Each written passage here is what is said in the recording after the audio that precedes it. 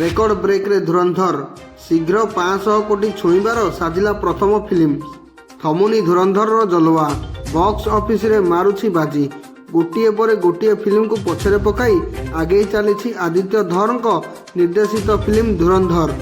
ଏବେ ଆସୁଥିବା box office collection Dhurandhar film Shahrukh Khan Jawan ଏବଂ ଶ୍ରଦ୍ଧା କାପୁରଙ୍କ ଫିଲ୍ମ ସ୍ତ୍ରୀ 2କୁ ପଛରେ ପକାଇଛି। ଖୁବ୍ ଶୀଘ୍ର 500 କୋଟି କଲେକ୍ସନ କରିବାରେ ପ୍ରଥମ ଫିଲ୍ମ ସାଜିଛି ଧୁରନ୍ଧର। ମାତ୍ର 15 ଦିନରେ ଧୁରନ୍ଧର ଏହି ରେକର୍ଡ କରିଛି।